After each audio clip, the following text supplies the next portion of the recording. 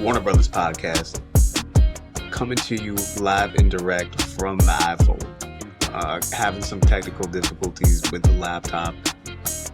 That being said, Celtics-Knicks Game 2 reaction, Nuggets-Thunder Game 2 reaction, coming at you right now. Welcome back. Kyle with the Solo Dolo pod. Again, technical difficulties with the laptop, so this isn't ideal, but we're gonna roll with it. So real quick, Nuggets Thunder Game 2. Thunder win by 43. Impressive win. Some might say a predictable blowout. I would not have expected 43 points. I would have expected something, maybe like a 18 to 25 point win. 43 points is insane. To be honest with you, I expected maybe even a bit of a closer game. I would have expected the blowout to have been Celtics over the Knicks at home. That did not happen. We're going to get right into that because, no point in talking about Nuggets Thunder. Celtics Knicks. Celtics once again cough up a double-digit lead in the fourth quarter at home. How does this happen? I would ask this of a team who has not won a championship. How do you give up two big fourth quarter leads at home? And if you check the box score, there's nothing to write home about on either end of the coin here, whether it's the Knicks, the Celtics. Jalen Brunson did not have the greatest game. Jason Tatum obviously did not have the greatest game. Towns look to be up and down. Once again, it looks like Mikal Bridges is really stepping up. Long story less long, I actually missed about 98% of this game. Got to see about the last minute. It's neither here nor there. I caught the highlights, so I can't speak about this in depth. What I can say, though, judging by the highlights, judging by past Celtics games, watching this Knicks team grow over the last few years, I do think this Knicks team is tougher than this Boston Celtics team. Again, that should not be the case. The Celtics should have some hair on the chest after not only how Jalen and Jason have grown up in this league, on top of Derek White being a steadying impact on this team, on top of Drew Holiday having real postseason experience, on top of Al Horford having real postseason experience. And again, Jalen and Jason, they've grown up in this league in deep playoff runs. Yet still, they look like the more frantic team. 4 minutes to go, 2 minutes to go. One of the best offenses, and and it's true, they do hunt 3-pointers, but this is still one of the steadier offenses in the league, one of the more explosive offenses in the league. This is a team that can just go on 23-5 runs, right? How the Knicks closed this game out. They closed the game on a 23-5 run. That cannot happen for a defending championship team in the Boston Celtics. Absolutely cannot happen. Absolutely unacceptable. So now you're going down 0-2. You get a few days off, which is great. Okay. Going to MSG, which is already one of the toughest places to play. That would already be a tough environment if you were 1-1, if you were up 2-0, or even if you were down 0-2 in different circumstances than this. Knowing that you choke these games away, knowing that, I'm going to guess most Knicks fans expected to lose this series. Knicks fans are passionate, but Knicks fans are also realistic. I'm going to guess they expected to lose this series. I can tell you they did not expect to be up 2-0. Again, given the circumstances. Celtics just coughing up the games within the last 2 minutes here.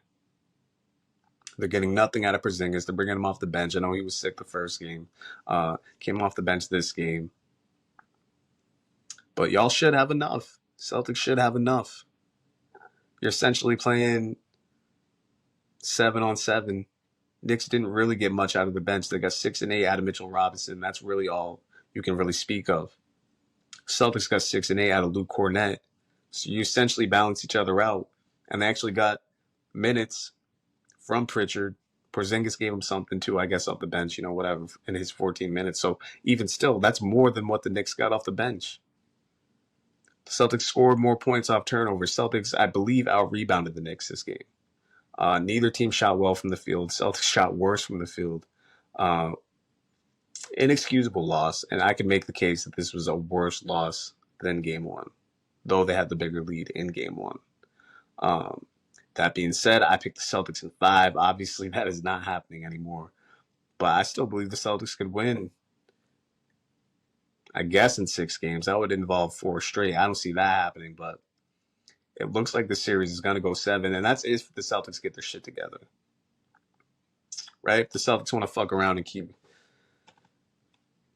acting frantic, keep acting like a young team, quite frankly.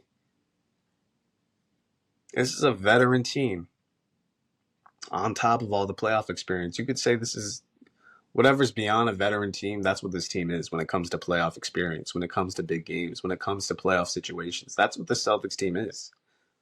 Don't get it twisted. The Knicks they're no slouch either. They got a lot of vets on their side. Right? All these guys have been in big games. They're big game players. They ain't scared of anything. Tibbs has been in all kinds of big games, whether it's Celtics assistant coach, whether it's his Knicks tenure as an assistant coach back in the day. Obviously, Chicago Bull. Every stop he's been in big games. Right? So this team is bad about it.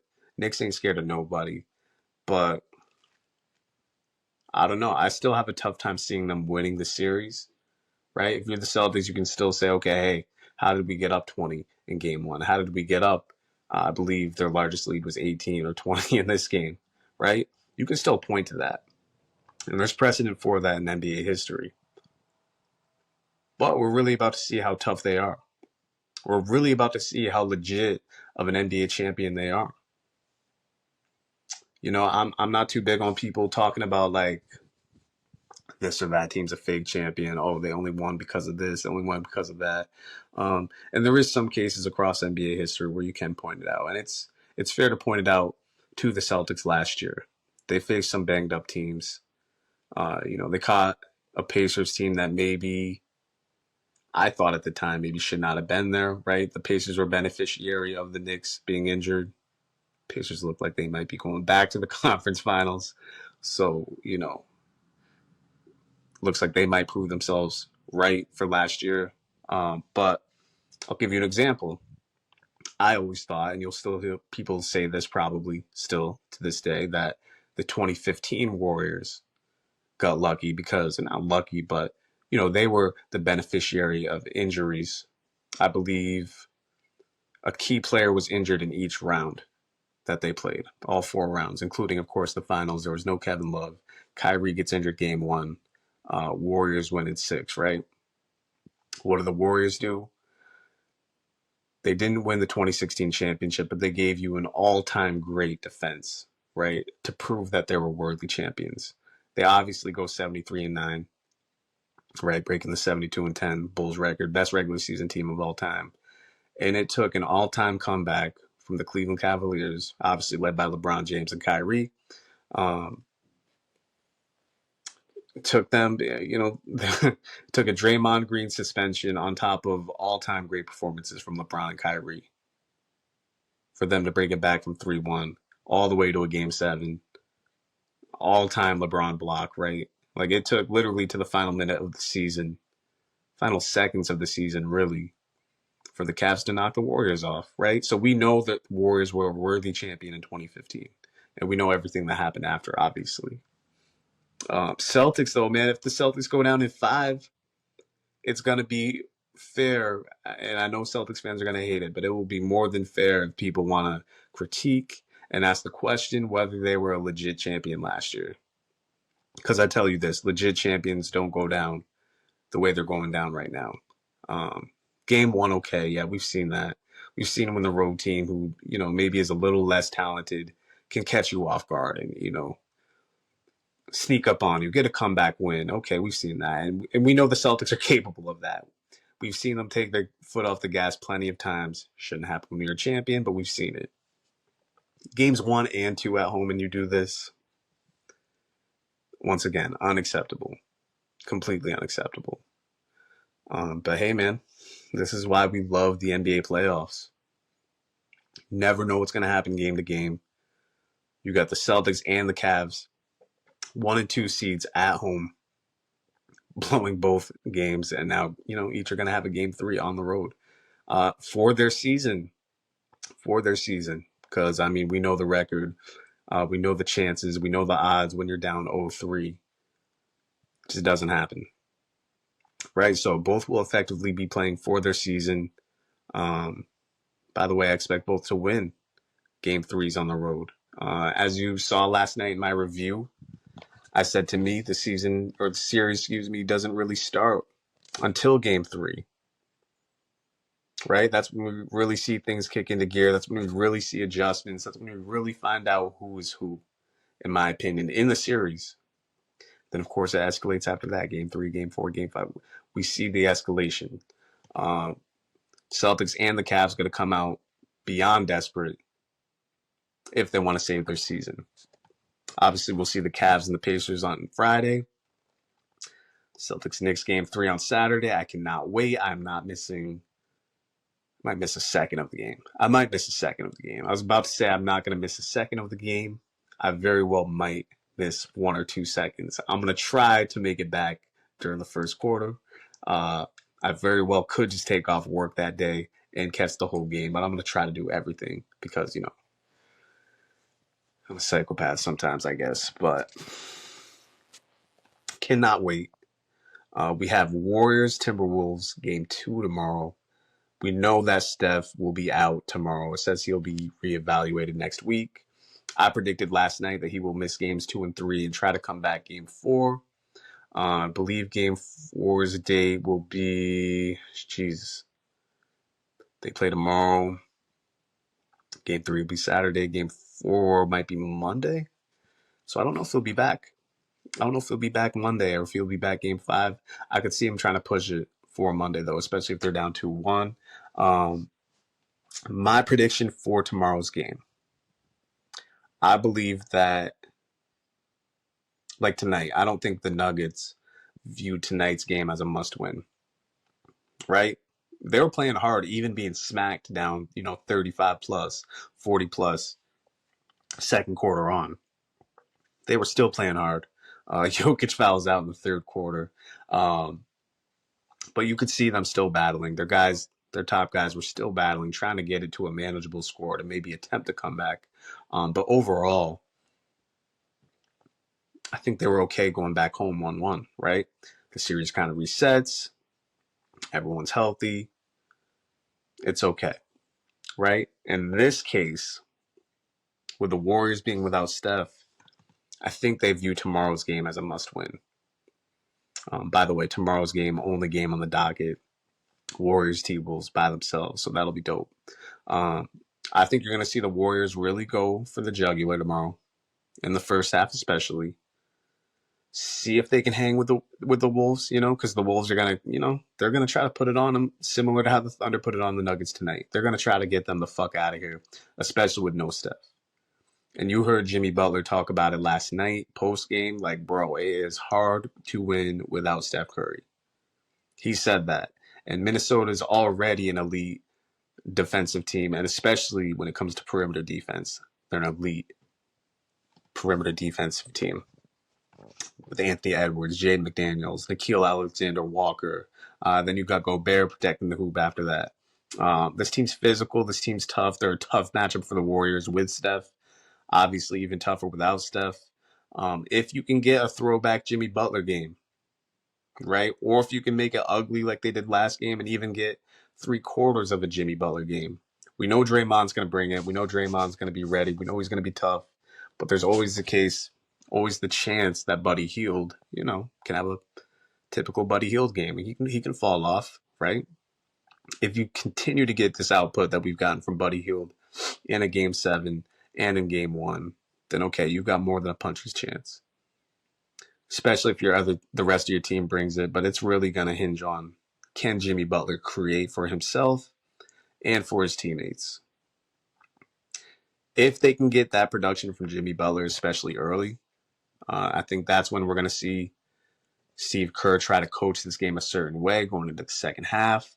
Again, if they can kind of make things difficult on the T-Wolves, excuse me, if they can make it difficult on them, especially from three-point range, if they can cut down the T-Wolves' three-point efficiency,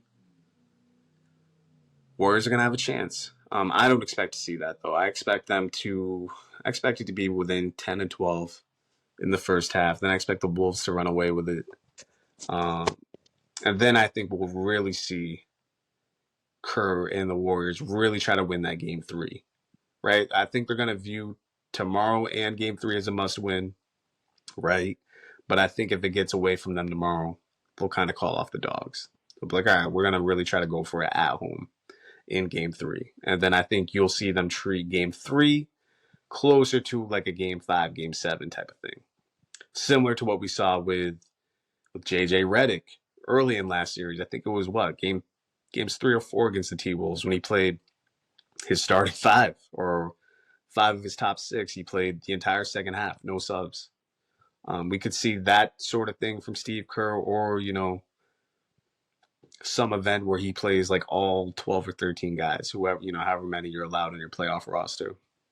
I think we could see something like that. Not literally all 12 or 13, but, go deep into his bench, mix and match. I think we will see that level of desperation from them in game 3. That being said, I'll be back to discuss tomorrow after game 2. So, there's a chance I'm saying the same exact thing tomorrow, or there's a chance that the Warriors are up 2-0 on the Wolves. I mean, I did not expect the Knicks to be up 2-0. I did not expect the Pacers to be up 2-0, right, on the road. So anything is possible. We've seen weirder things. This Warriors team's got pedigree. I don't think they're as talented. I don't think they're nearly as deep as the Wolves, but it would not be impossible for them to win, obviously. That being said, I'm signing off. I will be back tomorrow after the Warriors-Timberwolves game. Hopefully, I will be back on the laptop. If not, you'll see me, in selfie cam right here, which is not great, but, there's worse things. Maybe I will have a guest. Maybe I will not. We shall see. This was the Warner Brothas Podcast. This was Kyle. Keep supporting on YouTube. Keep supporting on TikTok, Instagram, all the above. See y'all tomorrow.